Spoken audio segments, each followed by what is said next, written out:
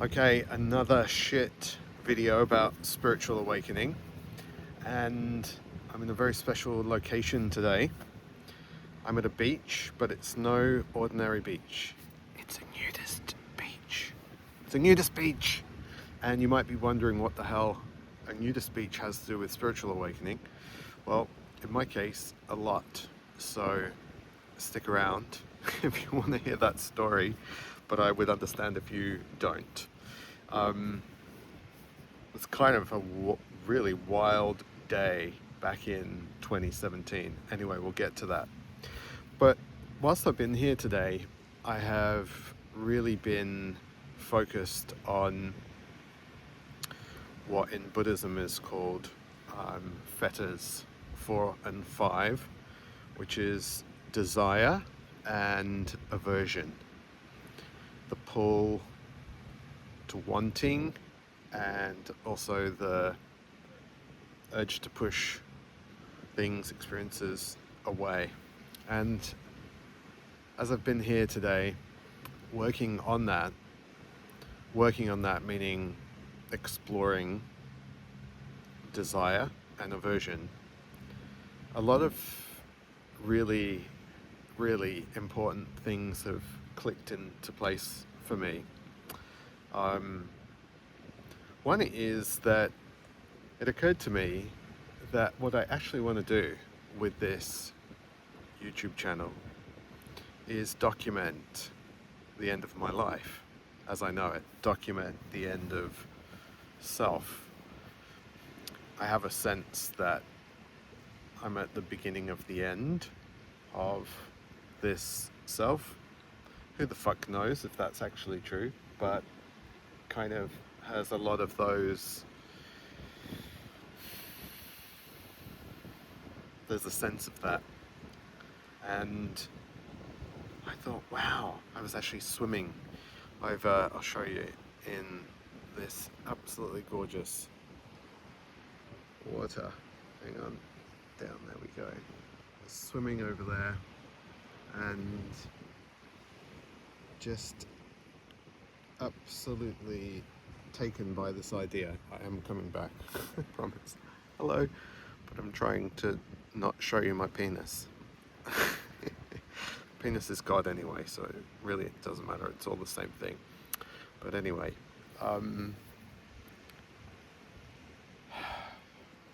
yeah, I thought, wow, that would be something, you know, for someone to document the death throes of the separate self. So I think that's what this is, and I'm so glad that I started making these videos finally after years of procrastination and perfectionism holding me back, because I wouldn't have made that discovery amongst other things. So I think that's what this will be, documenting the end of my life as I know it. And I've been looking today at desire and aversion and how this actually mechanistically works. In the Buddhist 10 fetters model, a fetter is you probably know already, but it's a chain of suffering. And the sense I have is that fetters 1, 2, and 3 have really fallen away in this human psyche. So there really is no convincing sense of a person, and yet there's desire and aversion still. I've got 3 kids under 6, and believe me, there's a lot of desire and aversion coming from those little beauties, and that creates desire and aversion within me. But there are other examples, and so coming here today with the quiet and the space gave me the opportunity to really sit and examine the mechanism. And what really occurred to me, which surprised me, can be summed up in this statement: just the poverty of wanting. The poverty of wanting. That's an easy thing to kind of say and nod your head and go, yeah, yeah, there's a kind of poverty in wanting. But what I saw today is that underneath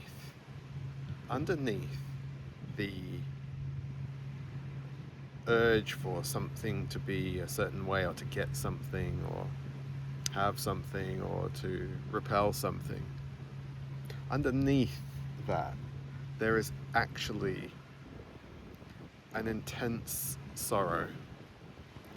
And the sorrow is the sorrow of feeling separate and incomplete, which of course is the lie. And so I've been examining this today. I felt a desire arise. I allowed it to arise. I formulated a statement that helped me deepen this process that I got from my teacher, Angelo. And it was like, if I don't follow that desire, I'm denying myself. And then it was clear that there was a sense or a belief that this desire is me on some level, and that denying it is to deny myself. And so then I sat there and laughed, realizing that this desire, although it's real in the sense that it's the most natural thing in the world, especially when you've been raised to believe that you're lacking, to have desires, but it just really was obvious that there's no person actually caught up in that.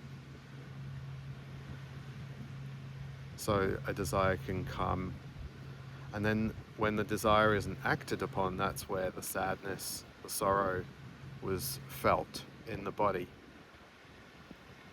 And it was really sad for a moment, really, really sad, to believe that without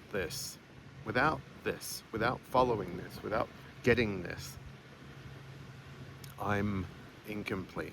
Life is not satisfactory. Well, the truth is that that whole idea is what's not satisfactory, because it's incorrect. Because it creates its own kind of poverty. The poverty of believing that you're incomplete. And therefore, the excitement, the tension, the thrill of possibly getting to a point of being complete and then finding that nothing can complete you, always arriving back in the sense of incompleteness. And so I think what's happening is I'm right in the midst of the falling away, the breaking of fetters 4 and 5, desire and ill will. And it feels really like a fertile place. So what does a nudist beach have to do with spiritual awakening? Well, if I go back to 2017, which is when fetters 1, 2 and 3 were really beginning to strain, and there were some temporary breaks from the constraints of the belief in a separate self, which is how we could sum up fetters 1, 2 and 3. I got dumped, essentially. I got dumped after 3 years, and I had been through this before. I had been dumped about 4 years prior to that, and gone into a horrible depression. And I'd done just enough work at that point, enough somatic kind of base work, to realize that it wasn't a good idea to avoid all the feelings. And so the next day I sat on the couch and I shut the door and I made a deal with myself. I'm not getting off this couch until I have fully felt the agony, the grief, the Not that I imagined that it would be done, one and done, but just that I wouldn't run from this experience. I would let it fully, as fully as you can in 1 hour or so. There was no time limit, but it was probably about an hour. I'm going to feel this, and so I did. And it was the first time I had traversed the pain around which my whole personality had orbited my whole life to help me avoid that pain. And I went into it, and it was like getting limbs ripped off me, falling. And maybe it went on for like that for half an hour, 35 minutes, 40 minutes. It was like getting ripped apart.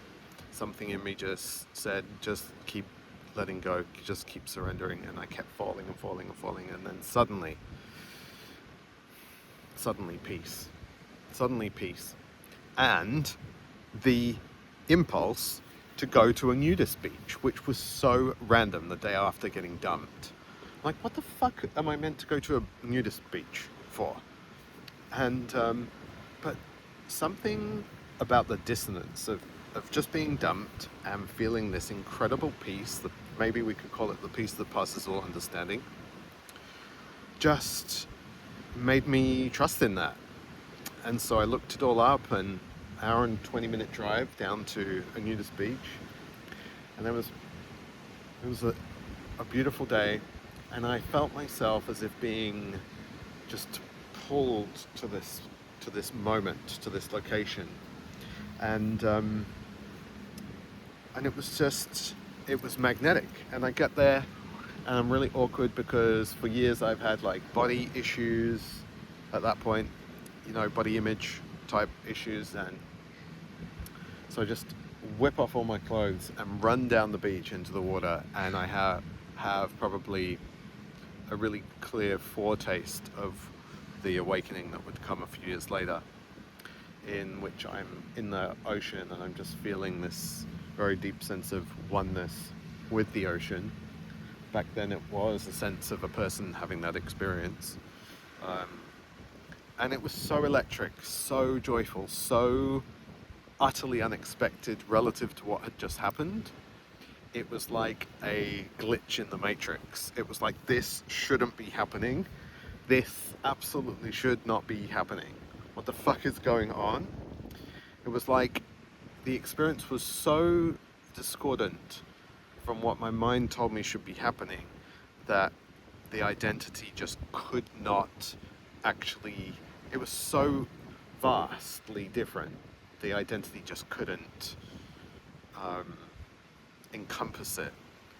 And so it was a very clear moment of seeing through the self, or glimpsing really through the self.